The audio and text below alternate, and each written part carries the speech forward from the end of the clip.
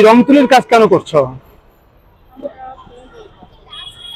আমরা এগুলো তুলে ধরছি, এত সংগ্রাম যে করেছি, এই সংগ্রামগুলো আমরা ছবির মাধ্যমে তুলে ধরার চেষ্টা করছি।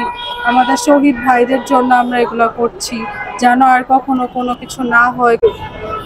আচ্ছা, তোমরা তো রং তুলির কাজ করছো। জি, এই রং তুলির কাজের মাধ্যমে এই দেশবাসীকে কি মেসেজ দিচ্ছ তোমরা? আসলে রং তুলির মাধ্যমে আমরা দেশবাসীকে একটাই মেসেজ দিব যে আমাদের যে শহীদ ভাই বোনেরা যে শহীদ হয়েছে, তাদের রক্তের বিনিময়ে তো আজকে আমাদের এই স্বাধীনতাটা আমরা পেয়েছি, তাই না?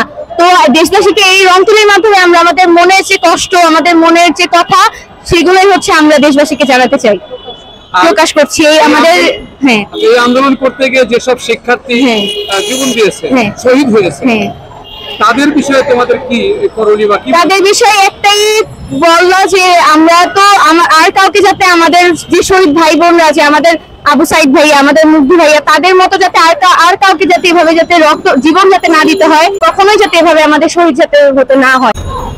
তোমার কাছে প্রশ্ন, এই যে আমাদের দেশের আইন শৃঙ্খলা বাহিনীর বিষয়ে তোমার কি কোনো মন্তব্য আছে, বলার আছে কিছু তাদেরকে? জি, আমাদের পুলিশ, তাদের উচিত মানুষদের সেবা করা, তাদের কোনো সরকারের পিছে পড়ে থাকার কোনো দরকার নেই, কিন্তু তারা এরকম করেনি। তারা আমাদের সেবা করেনি, তারা আমাদের সাথে প্রতারণা করেছে।